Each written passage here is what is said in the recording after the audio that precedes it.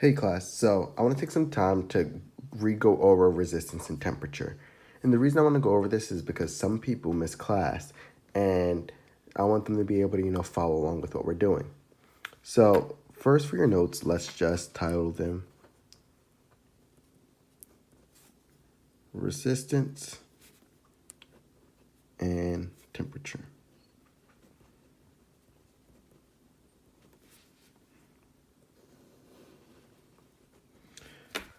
So the first thing I want you to think of is what happens to conductivity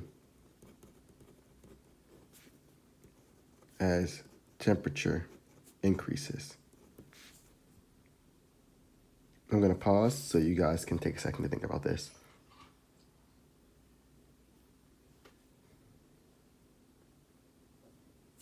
Now, many of you may have said as temperature increases, conductivity also increases. So when you heat up a metal, it's more conductive.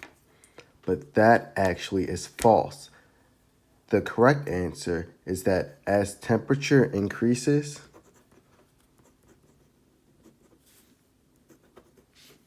conductivity decreases. And if conductivity decreases, that means resistivity increases. So as temperature goes up, resistivity goes up. And the first thing I want you to write down is resistivity,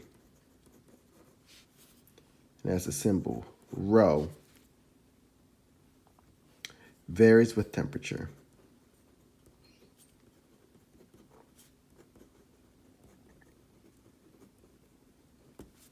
And if resistivity varies with temperature,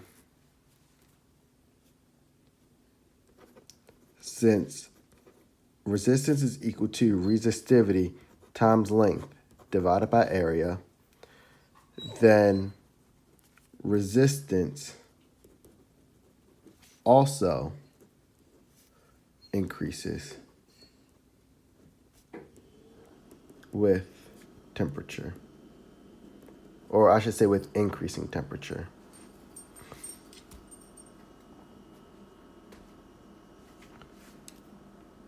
All right. So the big point is as temperature increases, conductivity decreases and resistivity increases. Now, what I want you to know is this is true for metals, but it's a little bit different for semi-metals and superconductors. So now I just want to take a minute to talk about the difference. So for metals, if I were to draw a graph of resistivity versus temperature, as temperature goes up, so as temperature is going up, resistivity is also going up. So that's also increasing. So what scientists have done is we've made a linear approximation so that we can predict the temperature or the resistivity at different temperatures. So scientists have made a linear approximation, and at this point,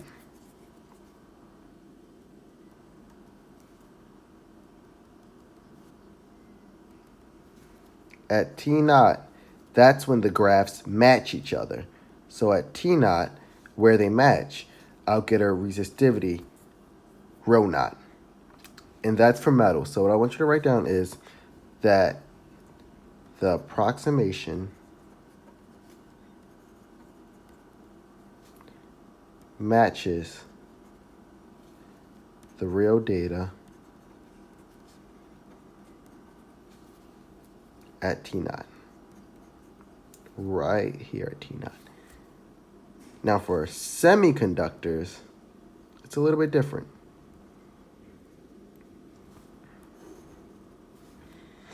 So for semiconductors, if I were to draw this graph,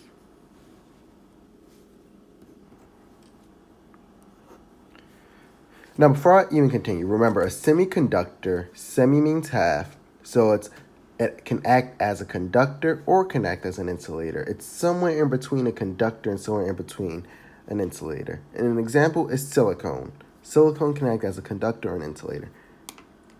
Now, for a semiconductor, as temperature goes up, resistivity actually goes down. So, for semiconductors, resistivity decreases with increasing temperature.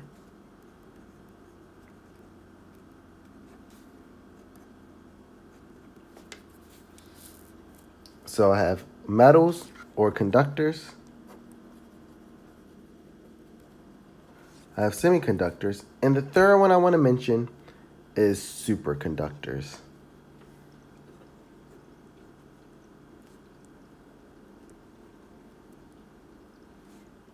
And this is a new area of material science that they're looking into. So for superconductors, the graph looks a little funky. It looks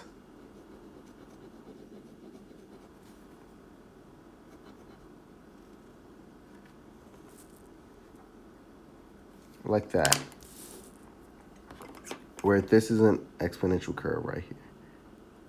So at this point, the resistivity, it's zero. So as temperature is increasing, the resistivity is zero. And then you hit something known as a critical temperature. At this critical temperature, the resistivity just jumps straight up to a value. So right here, if the resistivity is zero, we have a perfect conductor, because the resistance or the resistivity is zero. Then you jump up here and it stops acting as a perfect conductor. It starts acting more like an insulator. So that's what happens up here. So what's so special about superconductors, this very new area of material science that they're looking into, resistivity does not increase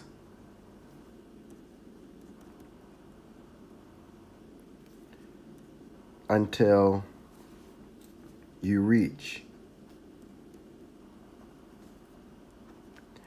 a critical temperature, which is right there. And it's different for different materials. Different superconductors have different critical temperatures. All right, so the big question you might be wondering is why, for metals and conductors, because this is where we're going to be spending most of our time, why, as temperature increases, does resistivity increase? Or as temperature increases, why does conductivity decrease?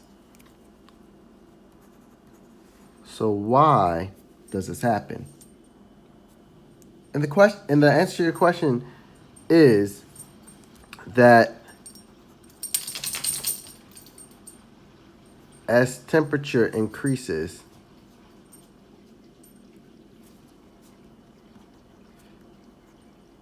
the atoms in a material vibrate more. And you guys all know that. When you heat something up, the atoms really start going. They really start moving. And then what happens is they make it more difficult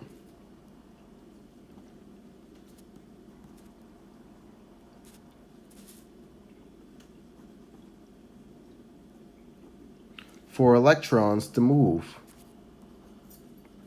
for electrons to travel throughout the material.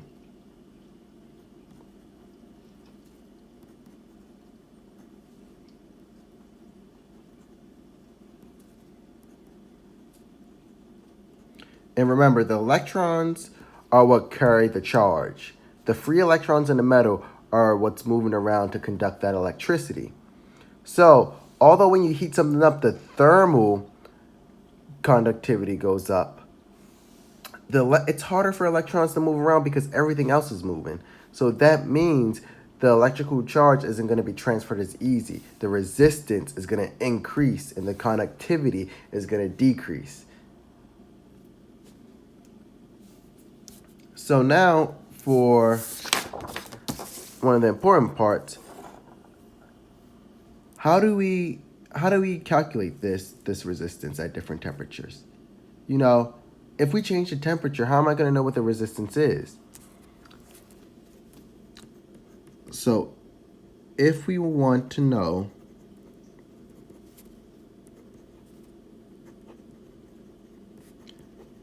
the resistance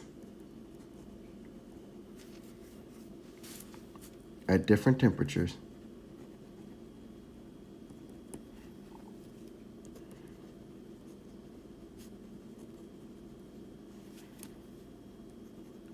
we use the equation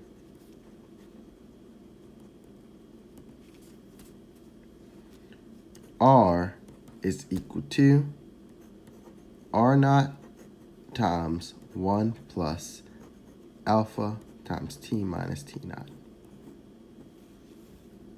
Let's box this big guy in because this is a super important equation. So in this equation, T naught is something known as the reference temperature.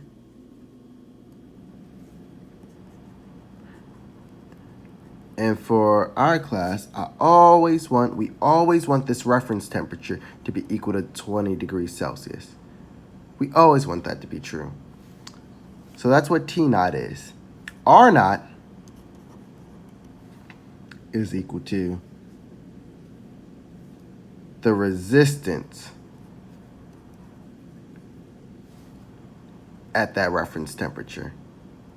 So if T naught is 20 degrees, R naught is the resistance at 20 degrees, since that's going to be our reference temperature.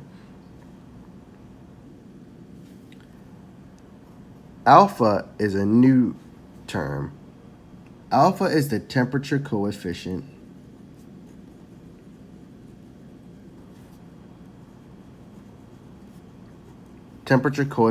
that's the shorthand term for coefficient of resistivity. And each different material is going to have its own temperature coefficient of resistivity.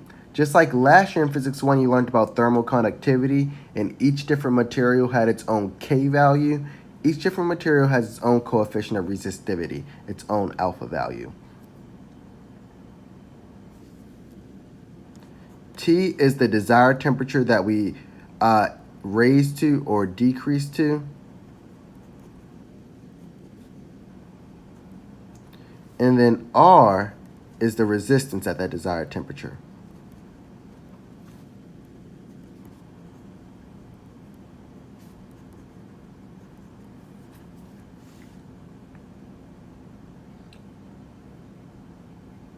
So questions are typically going to say, hey, at 20 degrees, I have this reference resistance.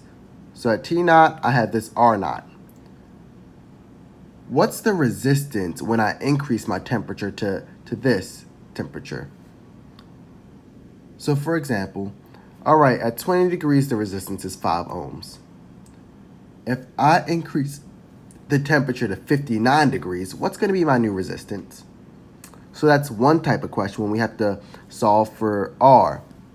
But we can solve for any one of these things. A question could easily say, all right, at 20 degrees, I have this resistance. I increase the temperature and the resistance then becomes 79 ohms. At what temperature is it 79 ohms? Let me say that again. At 20 degrees, I have 50 ohms. I raise my temperature to 7 and I get 79 ohms. What temperature did I raise it to? So in that case, we would have to solve for T. We could also solve for alpha. A question could say, all right, at 20 degrees, I have 15 ohms. I raise the temperature to 39 degrees and I get 35 ohms. What material am I dealing with? What's the coefficient of resistivity? So in the next video, I'm going to show you guys how to rearrange this equation to solve for anything that a question might ask us for. And then on Wednesday, I'm going to talk about when this reference temperature, when they don't talk about 20 degrees in a problem. If they say, all right, I know the resistance at 15 degrees and I raised the temperature to 100 degrees. And what is the resistance then? They don't say anything about 20. So how will we do that problem? And we'll talk about that on Wednesday. All right, I hope this was helpful. Here's the main equation, and I hope you guys are caught up with what we're talking about in class.